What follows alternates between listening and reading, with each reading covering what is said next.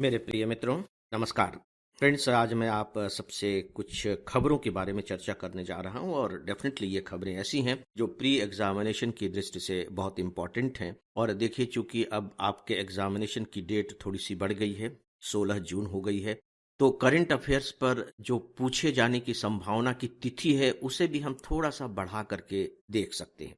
लेकिन इससे कोई फर्क नहीं पड़ता कि हम उन्हीं चीज़ों को पढ़ें जो अभी के एग्जामिनेशन में पूछे जाएंगे। अभी आपको मेंस भी देना है, अगर आप सिविल सर्विस क्वालिफाई करना चाहते हैं तो डेफिनेटली आपकी तैयारी में एक निरंतरता लगातार बनी रहनी चाहिए। तो मैं कुछ घटनाओं के बारे में चर्चा करने जा रहा हूँ।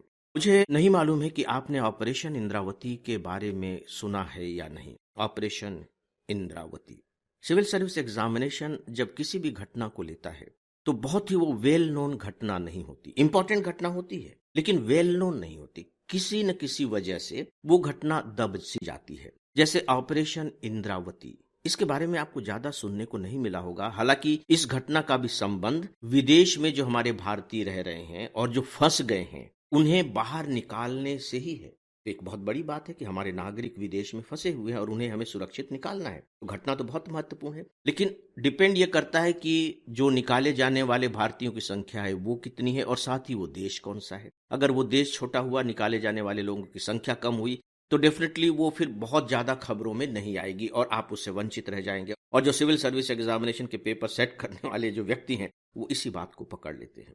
तो ये जो ऑपरेशन इंद्रावती है ये बेसिकली हैती देश से जुड़ा हुआ है। हैती में ये ऑपरेशन इंद्रावती शुरू किया गया है। हैती कैरिबियाई देश है। देखिए, फिर आपको थोड़ा सा और एक्सटेंड करना पड़ता है अपने नॉलेज को। अब हैती है तो हैती के बारे में आप जानिए कि ये देश क्या है, क्योंकि वहां हमारे भारतीय फंसे हुए हैं और वहां हमने एक ऑपरेशन शुरू किया है। तो बात केवल ऑपरेशन इंद्रावती जान लेने से खत्म नहीं हो जाएगी, बल्कि आपको उसके आसपास, उसकी परिधि में भी जो जानकारियां हैं वो जुटानी होंगी। तो यहाँ हमारी परिधि कौन सी बन रही है? एक हैती बन रही है और दूसरी परिधि बन रही है इंद्रावती।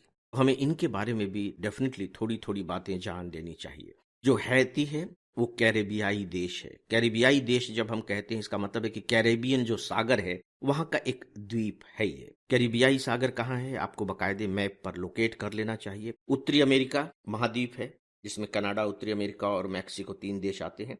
तो जो मैक्सिको की जो पतली सी गर्दन जैसी जो रेखा है उसके राइट साइड में जब आप जाएंगे तो आपको कैरेबियाई सागर मिल जाएगा। यही कुछ देश हैं, उसी में से एक देश है हैती।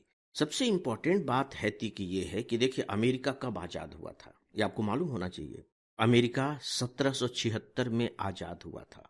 ठीक है, उसी एरिया का देश 1776 में आजाद हुआ। और हैती अमेरिका के बाद आजाद होने वाला दूसरा देश है जो 1804 में आजाद हुआ। तो थोड़ा सा इंपॉर्टेंट हो जाता है।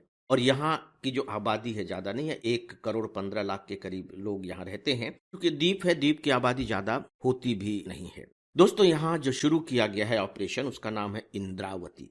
इंद्रावती क्या है आप जानते होंगे। इंद्रावती एक नदी का नाम है जो गोदावरी की सहायक नदी है।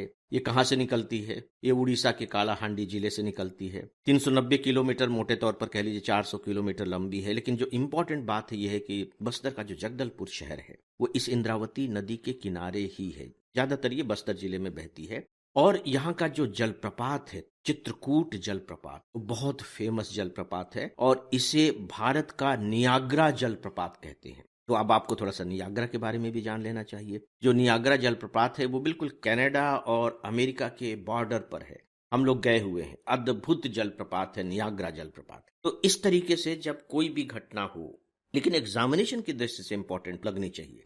अगर आप सभी घटनाओं के बारे में ये करना शुरू कर देंगे तो आपके लिए पॉसिबल नहीं होगा। देखिए, हमारे दिमाग की एक लिमिट है, फिर तो सब चीजें घिच्चम घिच होती चली जाए, घिचपिच होती चली जाएंगी। लेकिन जो इंपॉर्टेंट लगे उनके बारे में थोड़े से और डिटेल में हमें जान लेना चाहिए। इसीलिए एक उदाहरण के रूप में भी मैंने ऑपरेशन इंद्रावती को आपके सामने प्रस्तुत किया है। दोस्तों, एक बहुत ही अच्छी रिपोर्ट आई है और चूंकि ये रिपोर्ट केंद्र सरकार ने दी है, केंद्र सरकार ने खासकर हमारे कोर्ट में जो मामले लंबित हैं उनके बारे में एक आंतरिक रिपोर्ट बनाई थी, वो सामने आई है। उसमें कुछ बहुत ही महत्वपूर्ण बातें पता चली है, इसीलिए मैं इस रिपोर्ट को ले रहा हूं। देखिए, जो जुडिशरी है बहुत इंपॉर्टेंट टॉपिक है और जस्टिस तो इंपॉर्टेंट है ही। हमारे प्रियम्बल में जस्टिस की बात कही गई है और डेमोक्रेसी जस्टिस के लिए ही होती है। हर तरह की जस्टिस जो दिला सके उसी तंत्र को, उसी राज प्रणाली को हम लोकतंत्र कहते हैं। उनमें से लोकतंत्र भी एक है, राइट।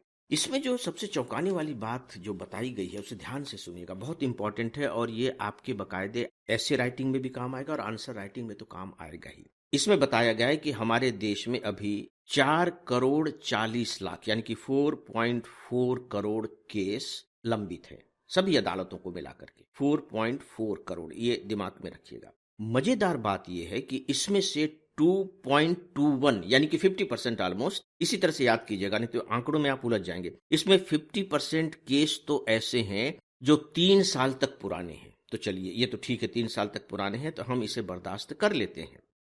फिर इस रिपोर्ट में ये बताया गया है कि यदि कुछ बाधाओं को हटा लिया जाए, और मजेदार बात यह कि वो बाधाएं बड़ी हास्यास्पद किस्म की हैं, बड़ी छोटी छोटी किस्म की हैं, तो बड़े आराम से 2.19 करोड़ केसेस यानी कि 50% केसेस को बड़े आराम से सुलझाया जा सकता है, 1 साल के अंदर सुलझाया जा सकता है। कल्पना करके देखिए।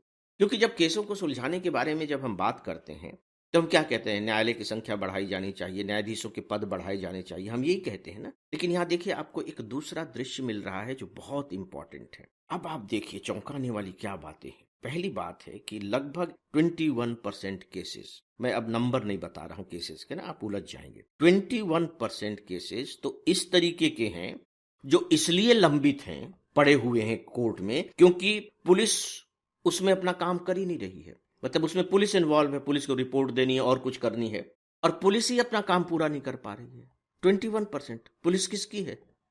सरकार की है ना।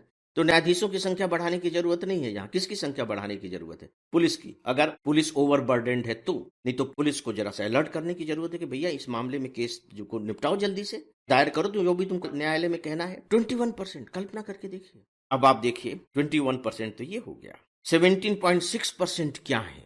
अब देखिए कि 17.6% यानी कि आप इसे 18% कर लीजिए। 18% केसेस ऐसे लंबित हैं जो केवल वकीलों के पेश न होने के कारण पेंडिंग है, वकील ही नहीं आ रहे हैं। अगर आप इस 18 और 21 को जोड़ दीजिए तो 49% यानी मोटे तौर पर 50% केसेस ऐसे हैं जो किनके कारण अटके हुए हैं, या तो पुलिस के कारण या वकीलों के कारण।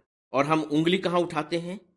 उंगली हम उठाते हैं न्यायालयों की संख्या पर, न्यायाधीशों की कैपेसिटी पर, न्यायाधीशों की संख्या पर भी। तो आपको जो हमारे लंबित मामले होते हैं उनसे जुड़ा हुआ एक इतना मजेदार तथ्य पता लगा या नहीं लगा, इसे नोट कर लें, ये बहुत ही मजेदार है। और देखिए कुछ इसी तरह की बातें जब आप अपने आंसर में लिख करके आते हैं ना, जो सही होती हैं, तथ्यात्मक रूप से सही होती हैं और तार्किक रूप से बड़ी प्रबल होती हैं, तो उसका बहुत ही जबरदस्त इम्पैक्ट एग्जामिनर के दिमाग पर पड़ता है। दोस्तों मैं यूपीएससी का एग्जामिनर तो नहीं रहा हूं, लेकिन यूनिवर्सिटी का एग्जामिनर तो रहा हूं।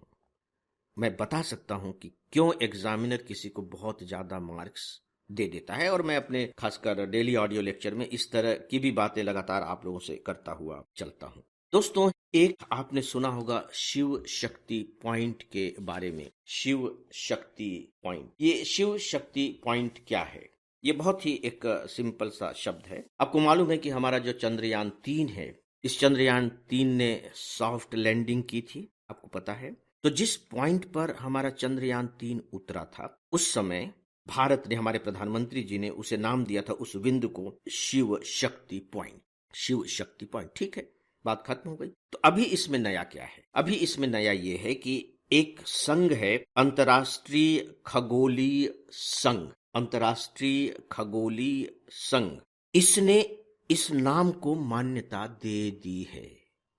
इस नाम को मान्यता दे दी है। तो इससे क्या हो गया, हम थोड़ा सा संघ के बारे में जान लेते हैं। ये देखिए, ये एक नॉन गवर्नमेंटल ऑर्गेनाइजेशन है, सरकारी ऑर्गेनाइजेशन नहीं है। जो अंतरिक्ष विज्ञानी हैं, जो खगोल शास्त्री हैं, वो इसके मेंबर हैं। लगभग 15,000 इस तरह के जो वैज्ञानिक खगोल शास्त्री इसके मेंबर हैं। 85 कंट्री भी इसके मेंबर हैं। इसका पर्पस यही है कि जो विज्ञान है, जो खगोल शास्त्र है, इसके बारे में जानकारी देना, रिसर्च करना, बढ़ावा देना, ये सब इसका उद्देश्य है। इसके साथ ही साथ ये जो इस तरह के जो तत्व मिलते हैं, स्थान मिलते हैं, कोई चीज खोजने में आ गई अंतरिक्ष में, तो उनके नाम को अंतर्राष्ट्रीय मान्यता देती है। तो ठीक है, शिव शक्ति पॉइंट हमने तो कह दिया, तो हम तो कहते रहेंगे शिव शक्ति पॉइंट, लेकिन विश्व इसे क्या कहेगा? तो विश्व भी इसे तब स्वीकार करता है जब ये जो संघ है उसे मान्यता दे दे। तो दोस्तों, विश्व ने अब इसे आप यूं कह लीजिए कि एक तरीके से स्वीकार कर लिया है। ये जो संघ है 1919 में बना था, सोच करके देखिए, मतलब आज लगभग 104-105 साल पुराना संघ है। इसके महत्व को आप समझ सकते हैं, और पेरिस में इसका हेडक्वार्टर है। तो दोस्तों, ये कुछ बहुत ही महत्वपूर्ण खबरें थी जिन पर आपका बिल्कुल ध्यान होना ही चाहिए। तो अब आज के इस विषय के बारे में बस इतना ही, और इसी के साथ ही दोस्तों आज के इस डेली ऑडियो लेक्चर को समाप्त करता हूं। नमस्कार।